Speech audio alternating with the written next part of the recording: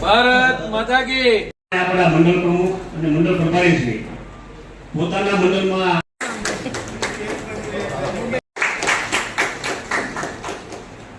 મારે એક દેવાત કલાકાર છે મારો પાયથન એનો ભજન આપણો 15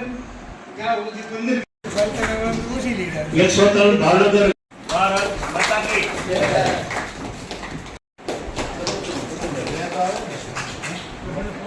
ભારત માતા કી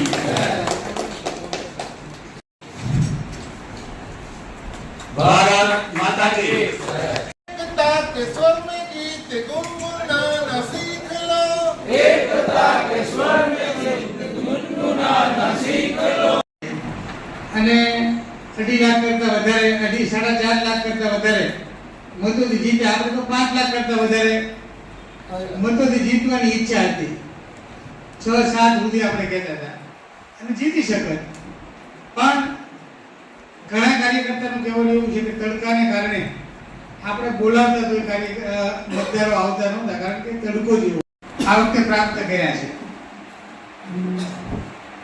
એમાં સૌથી મોટું પહેલા નંબરે રૂપાલા સાહેબ જીત્યા છે. રૂપાલા સાહેબ એટલે આપણા ભાવનગર અમરેલી લોકસભાના કાર્યકર્તા આગેવાન. આપણે બધાએ માનની આશીભાઈ પણ પંજાબ ગયા હતા ચૂંટણી માટે. આપણા ગુજરાતમાંથી ઉત્તર પ્રદેશ, વેસ્ટ બંગાળ, મહારાષ્ટ્ર, દિલ્હી અલગ અલગ જગ્યાએ બધા આપણે ત્યાં ગયા હતા. પણ આ જે આપણો વાર્ષિક કાર્યક્રમોમાંથી કાર્યક્રમ જે નિર્માણ દિવસનો છે આપણો ડૉક્ટર મુખર્જી સાહેબનો, આપણને સૌને ખ્યાલ હોવો જોઈએ કે જે આપણી સ્થાપના પાર્ટીની થઈ છે એનો જે વિચાર મુખર્જીને આવ્યો હતો, શ્યામાપ્રસાદ મુખર્જીને, કે ભાઈ એક દેશમાં બે વિધાન, બે વિશાલ એ શક્ય નથી. કામ કરતા એ બધા જ કાર્યકર્તાઓને ખૂબ ખૂબ અભિનંદન આપું છું અને શુભેચ્છાઓ પાઠવું છું કે આપણને સૌરાષ્ટ્રમાં આપણે બીજા નંબરે લીડમાં છીએ. આપણી ગણતરી હતી સૌરાષ્ટ્રમાં પહેલો નંબર આવે અને ગુજરાતમાં ત્રીજો નંબર આવે, એના માટે આપણે તનતોડ મહેનત કરી. પણ મહેનત બાદ કશાશ રહે એવું તો ન કહી શકાય, પણ ગરમી એટલી બધી હતી કે આપણે મતદાન કરાવી ન શક્યા.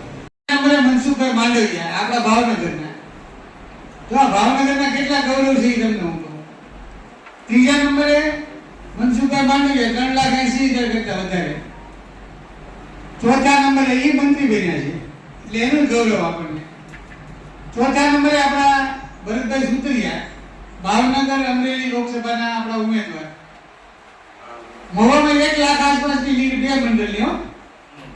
મોહનભાઈ અને ગંદીભાઈને હું અભિનંદન આપું છું. હારવાર શક્તિ કેન્દ્ર અને બુથને આપણે કાર્યાન્વિત કરવા માટેનો આપણને એક મોકો મળ્યો છે. તો એને લઈને આપણે શક્તિ કેન્દ્રને કેમ આપણે વધારે એક્ટિવ ન કરી દઈએ? મન કી બાતના કાર્યક્રમને લઈને, મન કી બાતના કાર્યક્રમને લઈને બુથને સંઘની જે કાર્ય પદ્ધતિ છે, બુથ ટોળી જે આપણે કહીએ, આપણે બુથ ટોળી બની જાય, સંઘ ટોળી જે થતી હોય એ જે બુથની ટોળી બની જાય. બુથમાં 8-10 કાર્યકર્તાઓને આપણે પ્રવાસી કાર્યકર્તા મળે, કાંઈ ન કરે તો કાંઈ પણ એને મળવાથી એટલું બધું એનું પાછળની ફલશ્રુતિ છે ને. ઇલેક્શન પછીના જે ઇન્ટરવલ છે એને પૂરો કરીને આપણે ફરીવાર આપણા ભારતીય જનતા પાર્ટીના જે રૂટીન કાર્યક્રમ છે એમાં આપણે સૌ જોડાવા જઈ રહ્યા. આપણે સૌ જાણીએ છીએ કે જૂન મહિનો એટલે એક પખવાડિયાનો એક કાર્યક્રમ આવતો, આ મહિનો જૂન અને જુલાઈ. 23 જૂનથી 6 જુલાઈ, એમાં હવે આપણે 21 જુલાઈને એડ કરીએ. અહીંયા સૌ જવાબદાર કાર્યકર્તાઓએ પોતપોતાની રીતે કાર્યક્રમોની યોજના, એનું આયોજન આપણને જણાવ્યું. સમાજ સેવા આપણે બધાએ જાણીએ છીએ કે આપણી પાર્ટી માત્ર રાજકારણ નથી કરતી, એની સાથે સાથે સમાજ સેવાના કાર્યક્રમો કરે છે. આજે જે કાર્યક્રમ આપ્યા છે એ બધા જ સમાજની સેવાના કાર્યક્રમો, વૃક્ષારોપણ છે, બ્લડ કેમ્પ છે, યોગ છે, બીજા કાર્યક્રમો બધા. એક આમ માણસમાં એક મેસેજ, એવો મેસેજ હોય છે કે ભારતીય જનતા પાર્ટી જે કામ કરે છે એ સમાજના હિતમાં કામ કરતી હોય, સમાજને યોગ્ય માર્ગદર્શન આપે.